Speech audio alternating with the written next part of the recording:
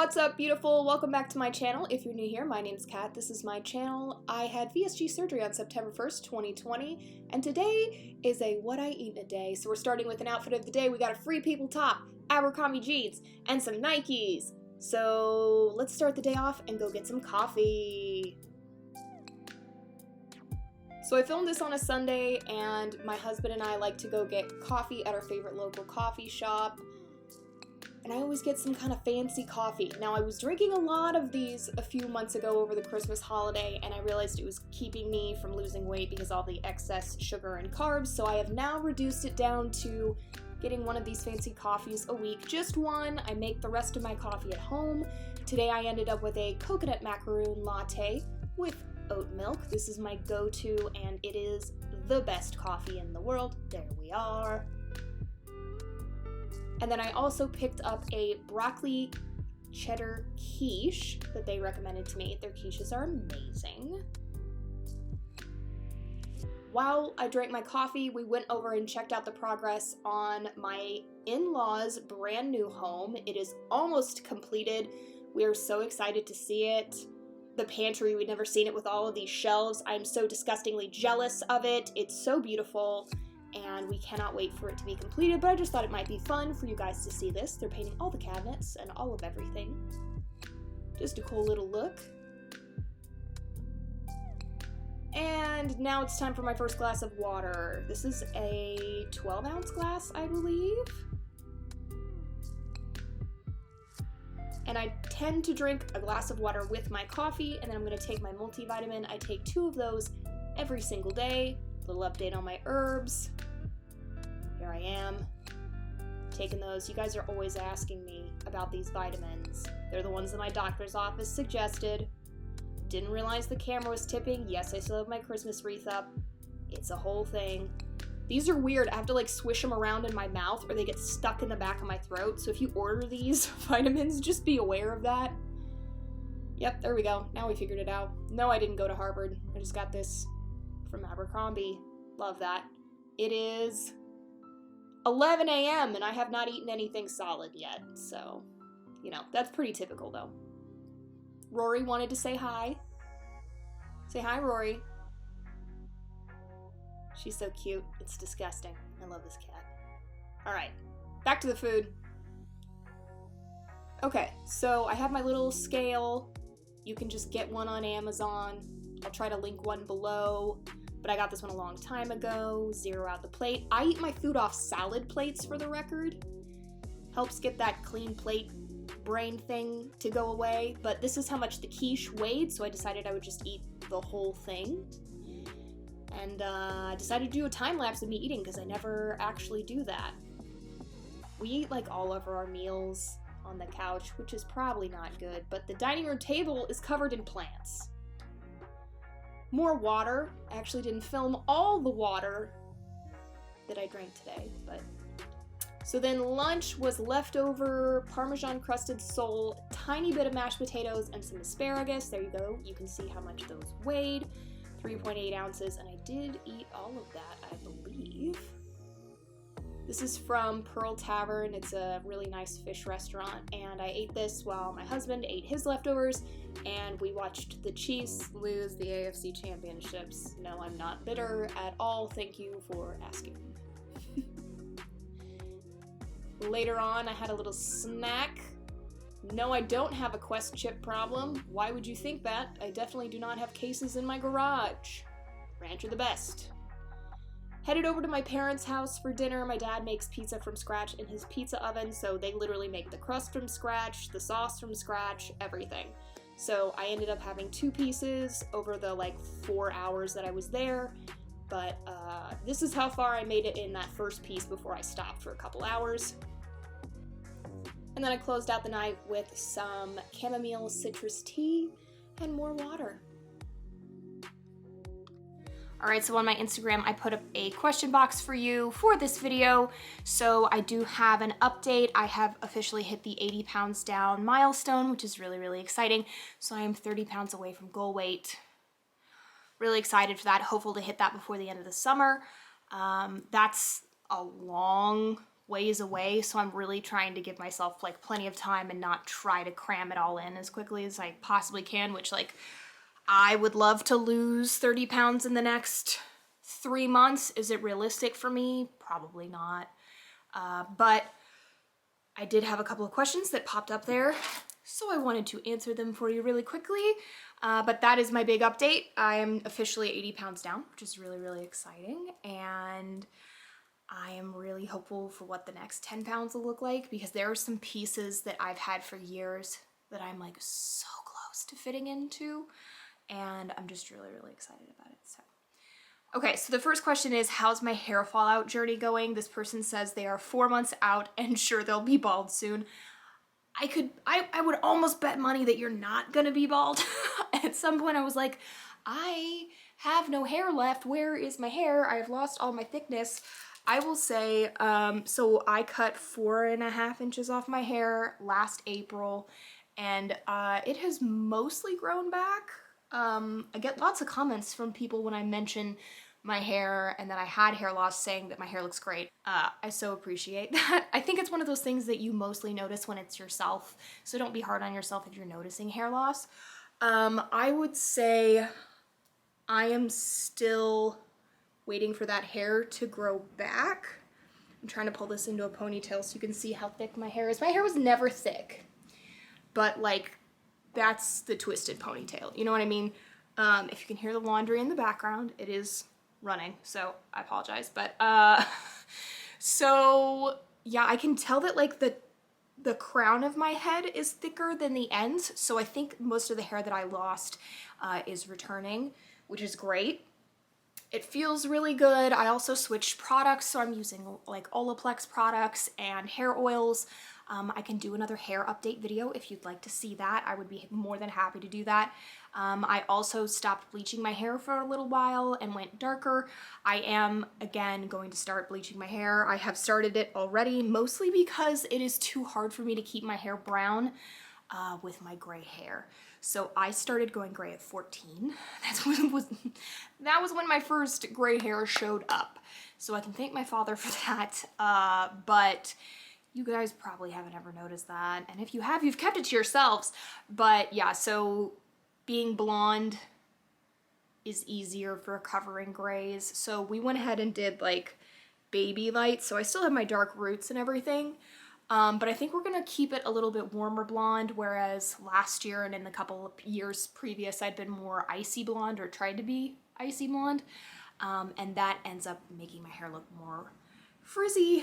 So we've been going more of like a caramely, dirty blonde, and I think it looks great. But hang in there. I promise it will stop at some point. Everybody's different. Make sure you're getting your protein. Make sure you're taking your vitamins. That'll be great. It'll be fine. I promise. The next question is, what was the hardest part of my journey since deciding to have the surgery? I mean, I don't think any of it has been easy. I will say the hardest part of like the surgery process in general is the liquid diet. So if you're doing that and you're struggling, I promise that's probably gonna be the hardest part. It was for me. The hardest part though, like post recovery and once things kind of leveled out, has been how slow my weight loss has been compared to other people. And I've said this before on my channel like 50,000 times, you can't compare your journey to other people. But it's really hard, especially because I'm in the influencer space and I see other people that have had the surgery and I see that they've lost weight way faster, or like you guys will even comment and message me, DM me on Instagram, which by the way, I answer every DM you send me.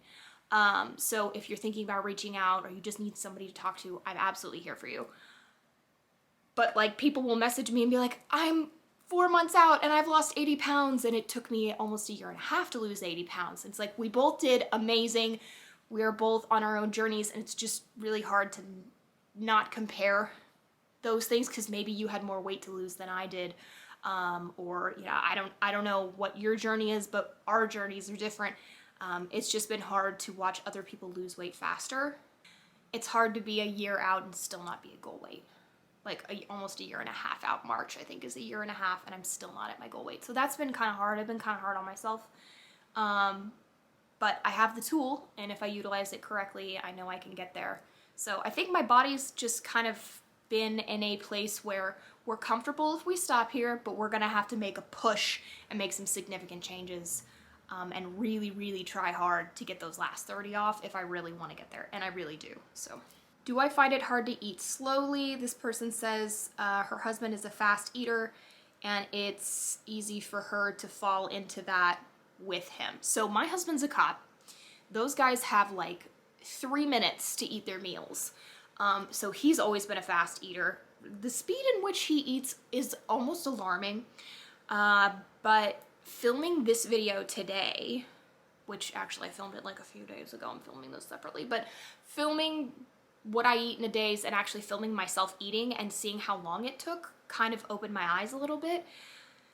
My doctor always said it's supposed to take you 20 minutes to eat your food, which makes no sense to me because if I'm eating like 10 bites, how you literally want me to like take a bite and wait 2 minutes and then take a bite and wait why would I do that?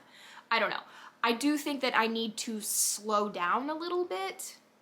I think probably most people need to slow down when they eat and actually enjoy the experience of eating and enjoy what they're eating, but I do have a hard time eating slowly, and I'm not gonna lie, most of the time I just eat at whatever pace feels natural to me, and it's probably fast. I probably eat my meals in 5 to 10 minutes, but the other thing is like 3 ounces is consumed pretty quickly in general.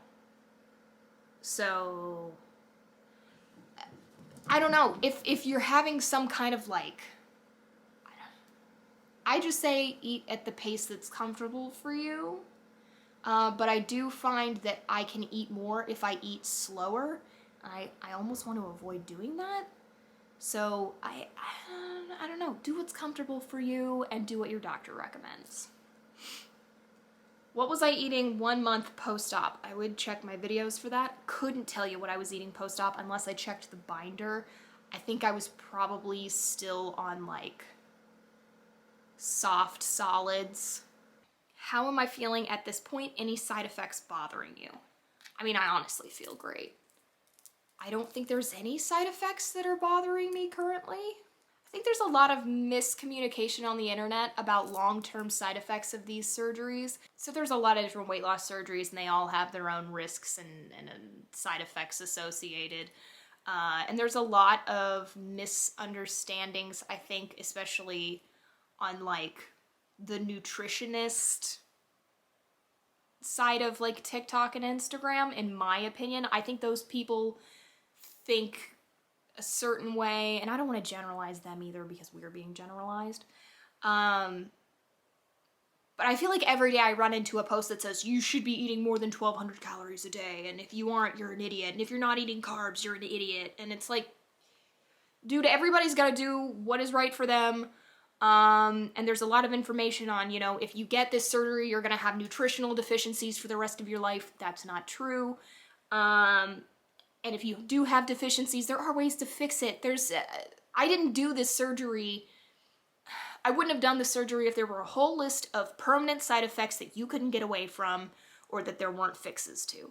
So, I'm somebody that does a lot of research for a living, and I would not have done this surgery if I didn't think it was safe, and I didn't think it was safe to do long term. So right now I don't have any side effects that are negative that are affecting me that I can think of. I mean, I'm just living my life. It's great. Things are great. And then the last question is, are you able to eat bigger portions now? No. And that's the point. That's the point. I think there's, again, some misinformation about, like, after a certain amount of time, you'll be able to eat bigger portions. And I think that's only true if you re-stretch your stomach. So when you're healing, you're only supposed to eat a couple of tablespoons, and then eventually your stomach is no longer inflamed from being cut open. And then you can eat your 3 to 4 ounces. And I have gone back to weighing almost everything I'm eating, and I am eating between 3 and 4 ounces depending on the item. Like, I can eat a little bit more soup because it's liquid, if that makes sense. What was told to me by my doctor is that the only reason you should be able to eat more than 3 or 4 ounces after the surgery is if you've re-stretched your stomach. That is what my doctor has told me. I would listen to whatever your doctor is telling you. And my stomach is more than healed, so as long as I keep following all of the rules, which I plan on doing, and since I've been following the rules for over a year, they're pretty ingrained in my brain, I do not anticipate ever being able to eat more than 3 or 4 ounces. I don't know, I did this because I want it to be forever, and I want it to be long term. A lot of people in my family have lot of weight-related issues because they're all overweight. And I don't want to be one of those people, and I don't want to lose my life because of something I could have prevented. I was on the same track as a lot of my family members, and I didn't want to be on that track anymore. So I got off of it. And so that's a long way of saying, no, I can't eat bigger portions. I don't plan on ever being able to eat bigger portions. And if I end up being able to eat 6 ounces at some point, I'm going to get concerned. All right, you guys, so there are the couple of questions. I hope you enjoyed this What I Eat in a Day video. Again, take this with a grain of salt. Everybody's journey is different. Everyone's stomach is different. Portion sizes are different for everybody. So don't take this too seriously. It's just a realistic look at what I could eat a year after post-op. So I will catch you guys in the next one. Don't forget to subscribe if you haven't already. Leave me a cheeseburger emoji in the comments below if you made it this far. And I'll catch you next week. Love you, Warrior Crew. Bye.